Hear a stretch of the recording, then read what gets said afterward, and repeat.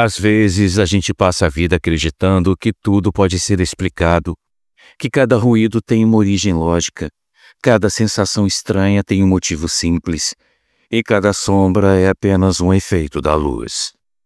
Mas basta um único acontecimento fora do comum para bagunçar essa certeza. E o mais curioso é que essas histórias não vêm de lugares distantes ou de pessoas querendo aparecer.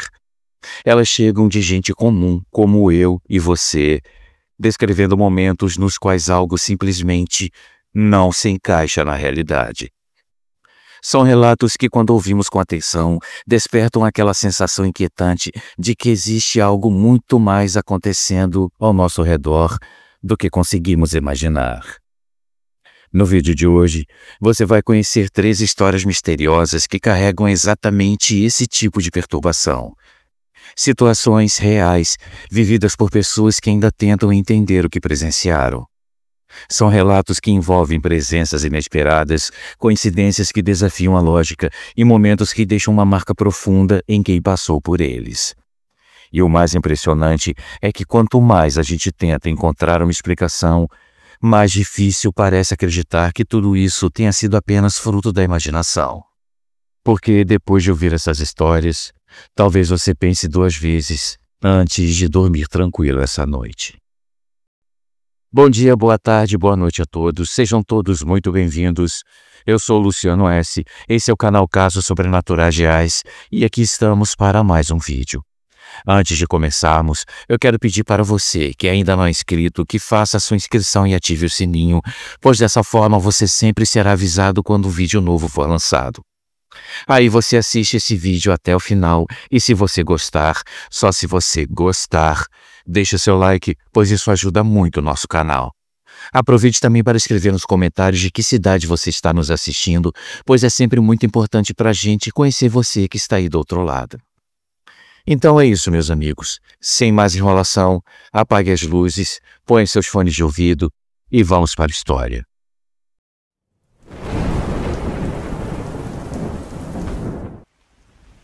Amigos, a nossa primeira história de hoje vem da cidade de Teodoro Sampaio, no interior de São Paulo, e foi enviado pelo Miguel Araújo. Chama-se Uma Alma Penada no Alojamento. O Miguel nos conta.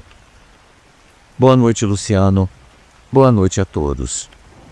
Eu sempre ouvi meu pai contar algumas histórias estranhas que aconteceram com ele quando ele era mais novo.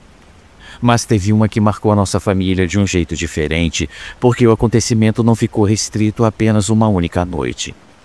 Ela acabou envolvendo minha mãe também, e anos depois, voltou à tona de um jeito que ninguém soube explicar.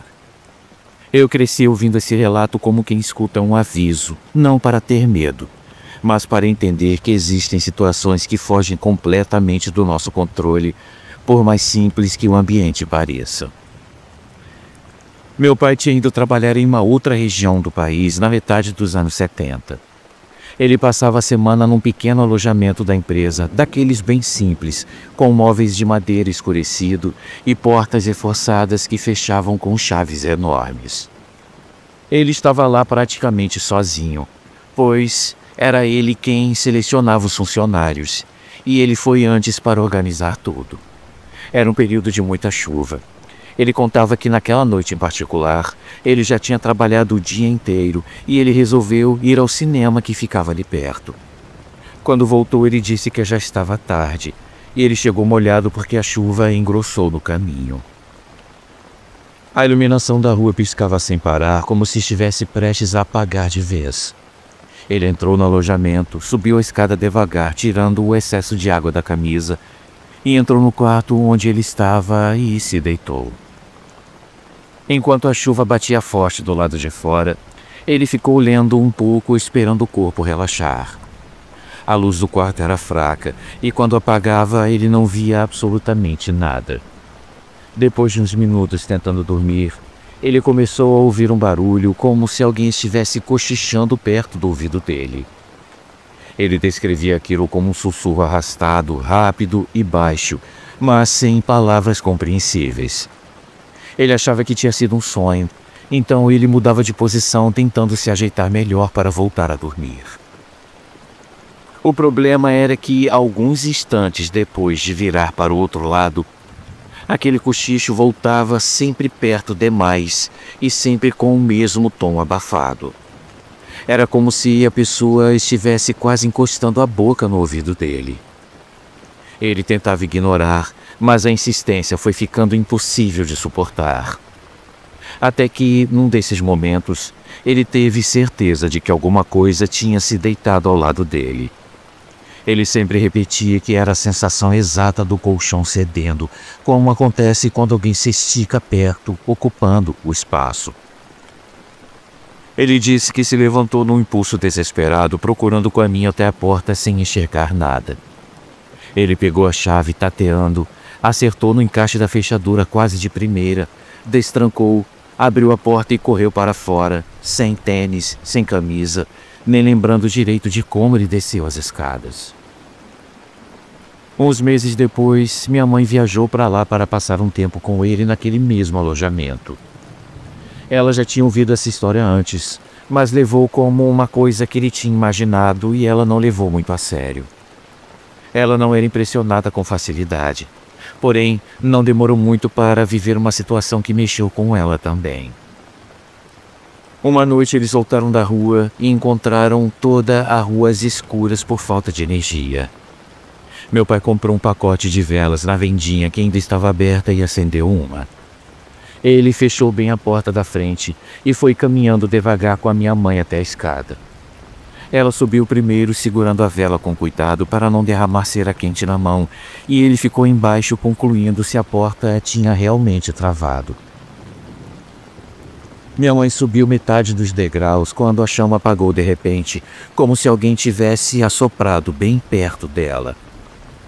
Ela disse que não sentiu vento e que ela viu que meu pai ainda estava lá embaixo, longe o bastante para não conseguir assoprar e apagar a vela. Ela então subiu rápido até o quarto, meio perdida na escuridão, enquanto meu pai terminava de fechar a porta. Ele contou que enquanto ele se virava para seguir atrás dela, ele sentiu uma correntezinha rápida passando rente ao corpo, daquelas que surgem quando uma pessoa passa em sentido contrário, bem perto. Logo em seguida, ele ouviu um barulho forte atrás dele, como se a porta tivesse batido com toda a força. Ele virou na hora. A porta estava fechada, exatamente como ele tinha deixado, sem nenhum sinal de movimento. Ele subiu a escada devagar, procurando entender se tinha alguém escondido ali, mas ele não encontrou nada. Quando ele chegou ao quarto, minha mãe já estava lá, nervosa, e contando sobre a vela que tinha apagado de repente. Os dois se deitaram, tentando não dar muita atenção àquilo, mas o ambiente não ajudava. Pouco tempo depois, eles ouviram passos na escada bem marcados, como se uma pessoa estivesse subindo degrau por degrau. Mas eles sabiam que eles estavam sozinhos no alojamento. Aqueles passos pararam exatamente na porta do quarto. E os dois ficaram esperando alguma coisa acontecer, só que nada aconteceu. Nenhuma batida, nenhum movimento, nenhum som além da chuva do lado de fora. A sensação, segundo meu pai, era de que alguém tinha subido até ali e ficado parado escutando. Anos depois, em meados dos anos 90, meu pai voltou para aquela região numa peregrinação da igreja. Ele estava acompanhado da minha irmã e de outras pessoas da comunidade, entre elas o meu tio, que era muito amigo dele. Eles caminharam pelas ruas cheias de barracas, muita gente circulando, aquele ambiente de festa religiosa misturado com o cheiro de comida e o barulho de música vindo de todos os lados. Enquanto caminhavam, meu pai contou ao meu tio as histórias que ele viveu naquele lugar. Ele falou dos cochichos perto do ouvido, da cama afundando, da vela que se apagou nas mãos da minha mãe, dos passos da escada. Eles estavam tão envolvidos na conversa que quase perderam a entrada do antigo alojamento onde tudo tinha acontecido. Então, quando eles passaram em frente, ele ouviu uma voz chamando. Não era grito, era só um chamado insistente, do tipo que faz a pessoa virar automaticamente. Ele olhou para cima e vi uma menina sentada num murozinho da fachada. Luciano, ele disse que ela parecia ter uns 12 anos. Usava um vestido bem gasto e tinha os pés descalços. Ela estava ali como se fosse comum alguém ficar sentado naquele lugar, observando tudo. Ela encarou meu pai com uma naturalidade estranha, como se já o conhecesse. E ela disse, com a maior certeza do mundo, que ele tinha sido assombrado ali muitos anos atrás. Ele não respondeu de imediato porque a situação era estranha demais para fazer sentido na hora. Ele só continuou andando com meu tio, tentando entender como aquela menina sabia daquilo. Ela não parecia parte do movimento da peregrinação. Ela não parecia perdida, mas também não parecia alguém que deveria estar ali sozinha, parada, sentada naquele muro. Quando meu pai chegou em casa depois daquela viagem, foi que a ficha caiu. Ele não conhecia aquela menina. Ele nunca tinha visto ela. E não havia motivo algum para ela reconhecer o rosto dele tantos anos depois, ainda mais em meio a tanta gente. E a parte mais esquisita era que, pela idade que ela aparentava ter, era impossível que ela estivesse viva na época em que os acontecimentos tinham ocorrido. Já tinham se passado quase 20 anos. Ele sempre dizia que provavelmente era a mesma presença que o acompanhou aquelas noites no alojamento. Ou pelo menos, uma das presenças que circulavam naquele lugar. Nós da família nunca tivemos explicação melhor do que essa. E essa foi a história que marcou meu pai, depois a minha mãe, e acabou passando para nós. Essa é uma daquelas experiências que não somem com o tempo. Não importa quanto você tente dar uma explicação diferente. Esse é o tipo de lembrança que permanece ali, quieta, pronta para voltar, cada vez que alguém fala de situações que não têm lógica nenhuma, mas que deixam marcas por muito tempo. Aqui eu me despeço, deixando um grande abraço para todos que ouviram a minha história. Cordialmente, Miguel Araújo, da cidade de Teodoro Sampaio, em São Paulo. Meu amigo Miguel, muito obrigado pelo seu envio. Um grande abraço para você também e fique com Deus.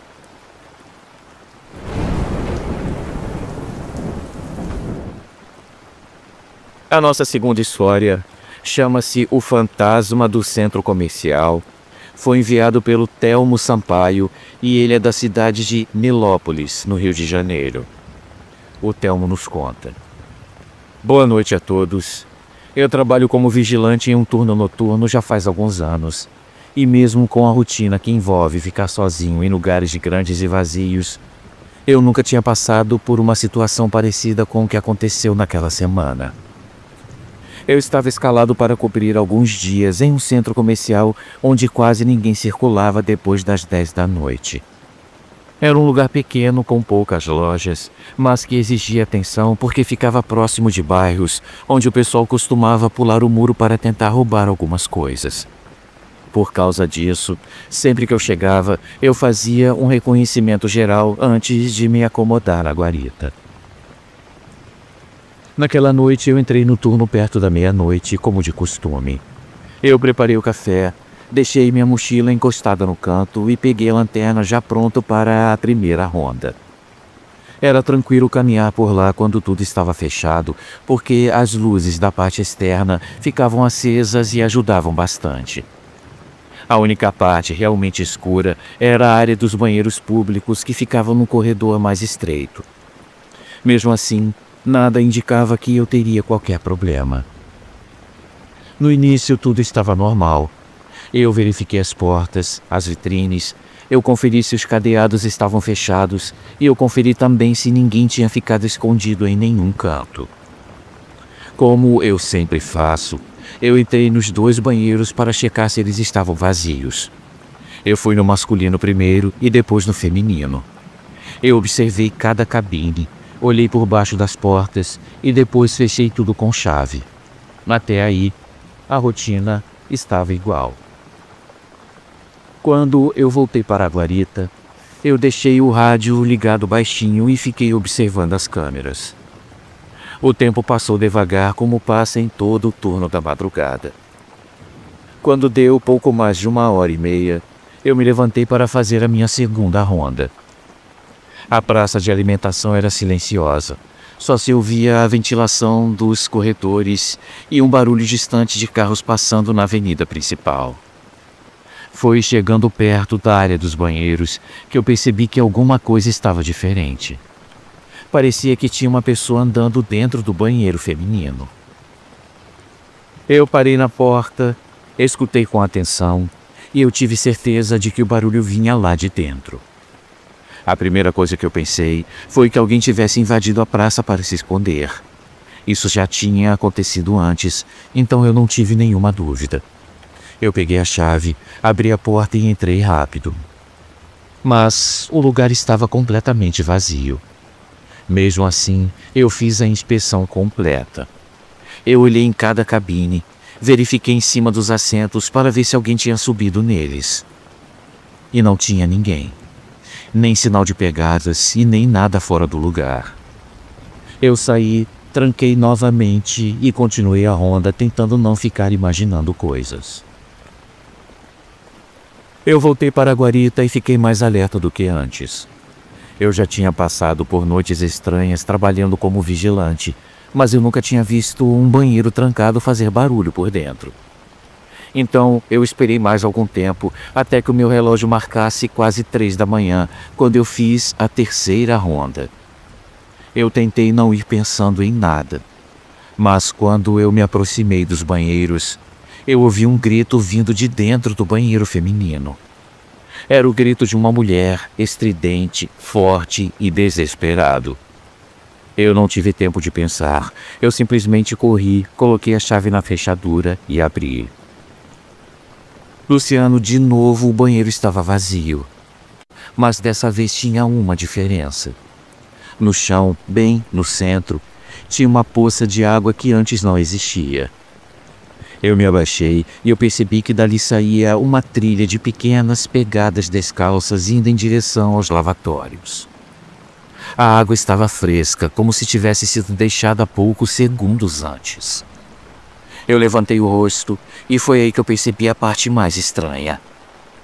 O espelho tinha uma frase escrita com algum tipo de líquido avermelhado. Era difícil entender de primeira, mas dava para ler perfeitamente.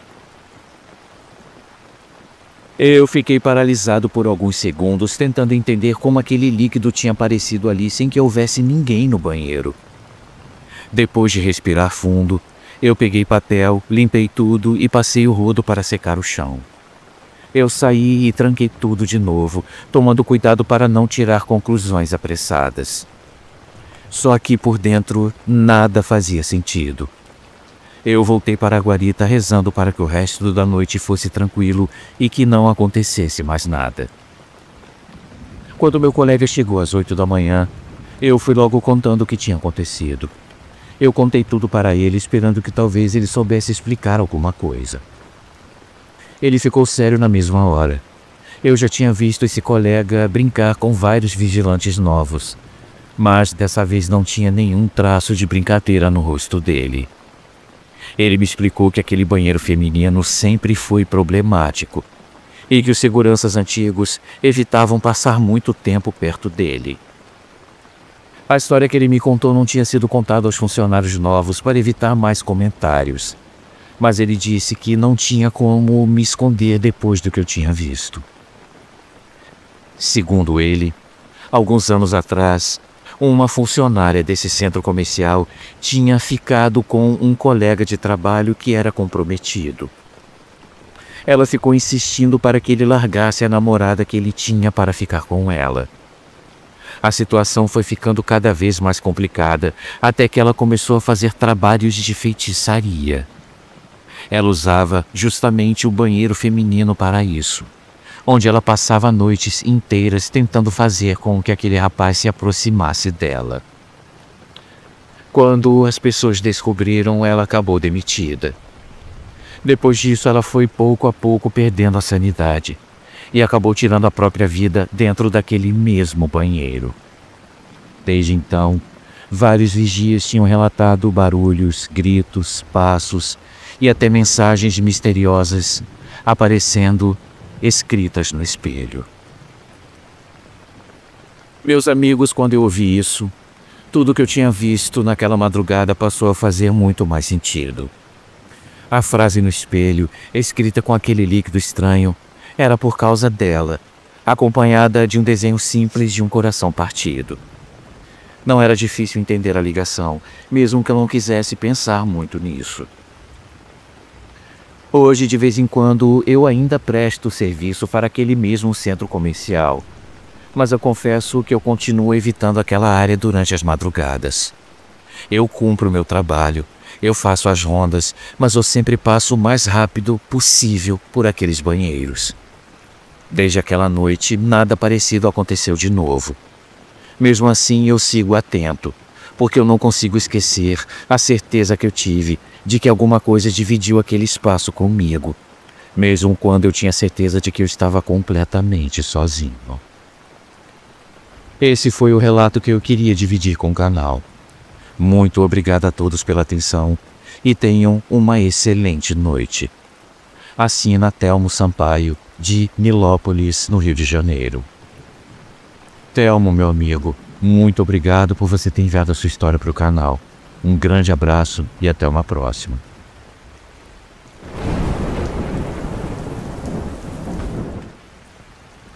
Meus amigos, aquele lembrete rápido. No primeiro comentário fixado e também na descrição do vídeo, você encontra o link para o nosso livro aqui do canal. Eles estão aqui, que reúne os relatos mais marcantes da história do canal, além de vários relatos inéditos. Adquirindo o livro, clicando em algum desses links que eu vou deixar, além de um desconto super especial, você ainda ganha frete grátis para qualquer lugar do Brasil. E aí você aproveita e conhece o catálogo de terror e suspense da editora Ventos, a nossa parceira aqui do canal. Clica lá que com certeza você não vai se arrepender. Então, meus amigos, prosseguindo, a nossa terceira e última história vem da cidade Parque Novo Mundo, em São Paulo, e foi enviado pelo Kaique Ferreira. A história chama-se A Igreja Sem Padre. O Kaique nos conta. Boa noite, Luciano. Boa noite a todos os ouvintes. Eu sempre tomei muito cuidado para não falar desse assunto de qualquer jeito, porque ainda hoje eu lembro de cada detalhe e eu não sei explicar direito o que aconteceu naquela época. Isso já tem muitos anos. Era na época em que eu estava começando a trabalhar mais perto da igreja da minha comunidade. Eu ajudava em algumas atividades, participava das celebrações e ficava responsável por algumas visitas que o pessoal pedia. Eu não era nenhum especialista em nada, mas eu sempre tentava fazer a minha parte. E por causa disso, eu acabei vivendo uma situação que até hoje eu não sei se deveria ser chamada de encontro, visita ou aparição. Nessa época, eu passava muitas noites na igreja porque o padre que cuidava do lugar tinha sido transferido. Enquanto não chegava um novo responsável, a comunidade se organizava como podia e eu me ofereci para ficar lá quando fosse necessário. A igreja não ficava totalmente isolada, mas também não era um ponto movimentado. À noite, quase ninguém passava por ali. Era comum ficar só eu e o vento batendo nas janelas e o barulho dos insetos perto das lâmpadas. Uma noite, um pouco antes de fechar tudo, eu estava arrumando os bancos e separando umas coisas que seriam usadas no dia seguinte. A luz dentro da igreja não era tão forte e sempre tinha aquela penumbra que deixava algumas partes meio apagadas. Eu já estava pensando em trancar as portas quando eu ouvi passos perto do altar. Eram passos leves, mas dava para perceber que não eram de nenhum bicho. Era jeito de gente caminhando devagar, como se tivesse perdido ou procurando alguma coisa. Na hora eu achei que fosse alguma pessoa da comunidade que tinha entrado sem que eu percebesse. Isso acontecia às vezes, então eu não estranhei de imediato. Mas quando eu olhei para o fundo da igreja, eu vi um homem parado ali. Ele estava perto das velas apagadas, com a cabeça meio baixa e as mãos juntas. Eu reconheci a postura de quem estava ali para rezar, mas ele não parecia bem. As roupas estavam gastas, meio desbotadas, e o corpo dele era estranho à primeira vista. As pernas eram magras, mas a barriga era bem grande, como se tivesse uma doença que deixava muito inchada. A pele dele tinha um tom meio amarelado que eu nunca tinha visto de perto em ninguém. Eu achei que ele precisava de ajuda e eu fui me aproximando bem devagar. Ele parecia aflito, como alguém que já tinha aguentado mais do que podia.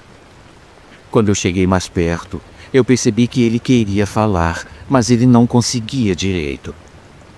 Ele respirava com muito esforço, como se estivesse cansado demais para qualquer coisa. Ele me olhou com um jeito que eu não sei explicar, mas estava para sentir que ele carregava uma angústia que vinha de muito tempo.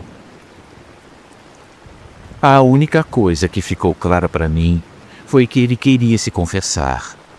Eu não sou padre, eu não tenho autoridade para isso, mas naquele momento eu senti que recusar não fazia sentido. Ele parecia estar segurando um peso enorme dentro dele e ele precisava colocar isso para fora. Eu pedi que ele se sentasse mais adiante num banco perto das imagens, e eu fiquei ali ouvindo o que ele tinha para dizer. Eu não vou entrar em detalhes por respeito, mas tudo girava em torno da tristeza que ele causou à própria mãe por causa do seu vício na bebida. Ele sabia que ele tinha decepcionado ela durante muitos anos, e ele parecia carregar arrependimentos que nunca foram ditos. Mesmo eu não sendo sacerdote, ele falava como se aquele fosse o último momento que ele tinha para desabafar. E a maneira como ele falava da mãe dele me tocou muito. Parecia que para ele, aquilo era mais importante do que qualquer outra preocupação no mundo. Quando ele terminou, ele respirou fundo, abaixou a cabeça e ficou parado um tempo em silêncio, como se estivesse esperando sentir alguma paz. Eu tentei dizer algumas palavras mais tranquilas, aquelas que a gente fala quando vê que a pessoa está muito machucada por dentro. E eu me lembro de pensar que talvez aquele homem estivesse passando por uma situação grave de saúde e que ele precisava de ajuda urgente. Só que assim que eu levantei a cabeça, eu percebi que ele não estava mais no banco. Eu não ouvi passo nenhum, não senti nenhum vento. Eu não vi a sombra dele se movendo. Nada. Ele simplesmente não estava lá. A igreja continuava do mesmo jeito, com as luzes fracas e as portas fechadas. E aí veio a parte que eu não consegui ignorar. Eu mesmo tinha trancado todas as entradas. Nenhuma delas estava aberta. Não tinha como ele ter saído. E nem como ele ter entrado. Luciano, eu passei um bom tempo andando de um lado para o outro tentando entender. Eu olhei atrás das colunas, perto das portas laterais, atrás do altar, em qualquer lugar onde uma pessoa pudesse se esconder. Não havia ninguém. Eu não sabia se eu tinha ficado impressionado demais ou se realmente tinha acontecido alguma coisa fora da explicação comum. Eu fechei a igreja como sempre, mas aquela noite eu não consegui dormir direito. Na manhã seguinte eu fui até a venda do bairro. O dono era um senhor que conhecia praticamente todo mundo. Eu descrevi o homem que tinha aparecido na igreja, esperando que alguém soubesse quem ele era. Eu ainda estava acreditando que talvez fosse alguém muito doente que precisava de ajuda. O vendedor ficou me olhando de um jeito estranho, como quem reconhecesse, mas ele não quer falar de imediato. Depois ele disse que se eu quisesse entender aquilo que tinha acontecido, que eu deveria procurar uma senhora que morava algumas ruas acima. Ele disse o nome dela, e eu a conhecia. Eu juro que eu pensei que aquela senhora fosse parente dele, ou esposa, ou que ao menos ela pudesse me dizer quem ele era. Quando eu cheguei na casa dela, eu percebi que era um lugar simples, de madeira velha e com um quintal muito pequeno. Ela era uma mulher de idade avançada, com os olhos fundos e um jeito muito calmo. Quando eu contei o que aconteceu, Ela ficou paralisada por alguns instantes, como se o tempo tivesse parado para ela. Depois, sem dizer uma palavra, ela me pediu para esperar. Entrou em um quarto e voltou com uma moldura na mão. Meus amigos, a foto mostrava exatamente o homem que tinha estado comigo na noite anterior. Não era uma pessoa parecida. Era ele. Igual. Ela disse que aquele era o filho dela e que ele tinha morrido 1 ano antes, depois de muitos anos lutando contra a bebida. Ele tinha desenvolvido uma cirrose hepática muito forte e ele não conseguiu resistir. A única coisa que ela pediu antes de morrer foi que ele procurasse o padre para se confessar, porque ela tinha medo de que ele partisse carregando muitas culpas. Só que naquela época a igreja ficou um tempo sem padre, e ele acabou perdendo a vida sem realizar o último pedido da mãe. Meus amigos, naquele momento tudo fez sentido na minha cabeça, mesmo que eu não conseguisse explicar como ou porquê. Eu só consegui entender que aquele homem apareceu na igreja para cumprir a sua última promessa e que isso não tinha sido possível enquanto ele estava vivo. E eu tinha sido a pessoa que estava lá naquele momento, do jeito que deu, ouvindo o que ele precisava liberar. Até hoje eu não sei como interpretar aquilo, e por mais que o tempo passe, eu não consigo esquecer o olhar de alívio que ele tinha nos últimos segundos antes de desaparecer. Foi como se ele finalmente tivesse feito o que lhe faltava para descansar em paz. Tenham todos uma ótima noite. Assina Kaique Ferreira, da cidade de Parque Novo Mundo, em São Paulo. Kaique, meu amigo, muito obrigado por ter enviado a sua história para o canal. Uma ótima noite para você também, e fique com Deus.